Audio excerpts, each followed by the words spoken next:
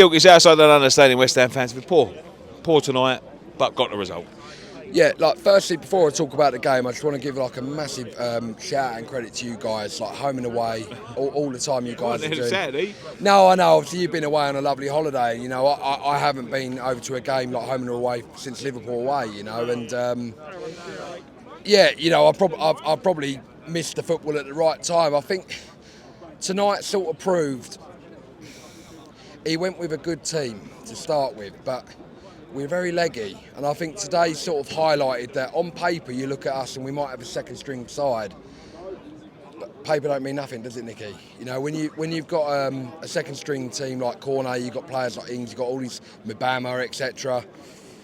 Obviously Moyes hasn't quite seen enough or a bit of trust in them. And look, like so many people will disagree with me on YouTube, on Twitter. I'm a Moyes advocate. Like I think there's only one game last year, it's after the Newcastle defeat. I come on here and I said it's the first time where I felt like he'd lost the dressing room. And we haven't been great for a long time. Let's put it right. That cup win did sort of, you know, paper over a bit of the cracks. I've heard that a lot of times. Yeah, it did paper over the cracks of what's been a lot of bad performances. But at the same time, tonight was about a team that were going out there. And let's be honest, those players have played a lot of fucking football, and people forget that. And they were leggy. We could see it tonight. They were very. That's leggy. down to the manager, in my opinion, because there's players out there. You say that there's a lot of players out there played a lot of football and been relied on week after week after week. Then there's players out there I ain't seen for months. Yeah, no, you're absolutely And right. How can they get any match sharpness if they're not playing football?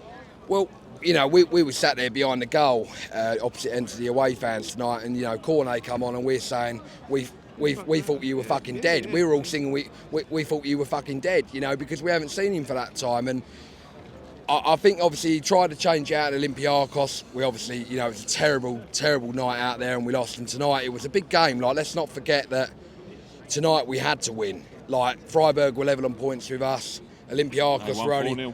I think it's 4 or 5-0. I don't know what it was in the end, but they were, you know, Olympiacos were only 2 points behind us, and they came here.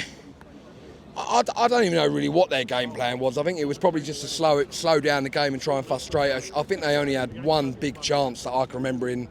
I think it was the first half where, you know, they blazed it wide from a good opportunity. But other than that, I don't really remember them having much of an opportunity. I thought we defended well. I think tonight as well, I don't know if you agree with this, Nicky, but he stuck Aguerd and Mavropanos next to each other, two left-sided centre-backs, and maybe that was a little warning, or like a little warning shot to Aguerd. Let's be fucking right. Look, Mavropanos, he should have headed the ball out. He headed it backwards trying to put it over the goal. But people forget what happened in the build-up to that goal. He was so sloppy giving away the corner that was needless. And maybe that was a bit of a warning shot to him tonight to say, I'm going to see how you two, who performs better tonight and maybe comes into the starting lineup. I don't think either of them were magnificent, but we kept a clean sheet, so we needed that badly tonight, Nicky. Yeah. We needed a clean sheet, we needed a bit of confidence, but they look so tired, and I think my biggest concern is Sunday now, where we're going to play Notts Forest, and a lot of those players that play tonight are going to be told you've got to go out there and do it again. And, you know, Forest are off the back of a decent win against Villa last week. They're going to come here raring for it. Obviously, they were dog shit last year when they come here and we battered them, but you know, our league form is really slipped. I think we were at Brighton away when I went on there, and we come out the ground, and I was saying, you know, we could do something special this season.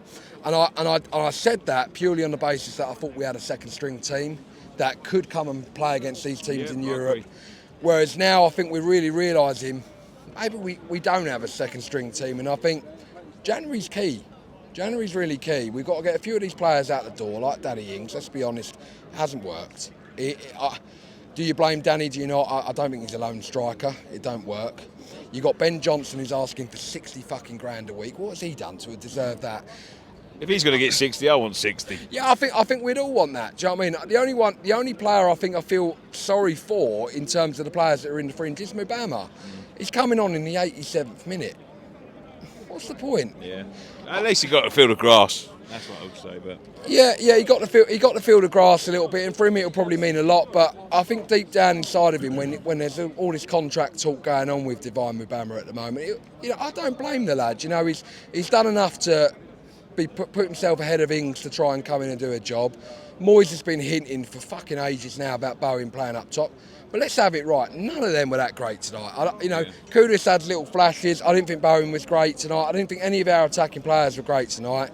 We all thought the goal was offside. Straight away I thought it was off, so fair enough, it was obviously onside. And Ward-Prowse, gets another assist, which is fantastic for him. But we've missed that for the last few weeks now. The thing is, it's so tough where I stay with Moyes because he's brought me 3 years of European football and a trophy. I don't know any other West Ham manager who says that. So many people are like, bring someone else in. The problem we've got is when we are against a team that play tiki-taka football, that hold the ball and we'll only have 20-30% possession, that's when we seem to be at our best, Nicky. That's when we seem to be at our fucking best. And what Moyes hasn't done, and he tried to do it when he brought Warburton in last year, is find a different way of playing where we can take it to teams. But it didn't work, so he went back to knowing what worked, and that's what kept us up eventually. Yeah. But the big problem we've got is we cannot seem to find a fucking way of playing where we can keep the ball and have all of the possession and seem to open teams up. We've got the players to do it. Is it the manager to blame, or is it just maybe the last few weeks where we've lost a few games and there's a bit of lack of confidence in the players? I don't know, but I'm not a Moyes out just yet. I know a lot of people are and they want him gone, but we'll have to see how this one squeezes out. But yeah, that's it, mate. But listen, thanks for coming over, mate. I'll see you Sunday, hopefully.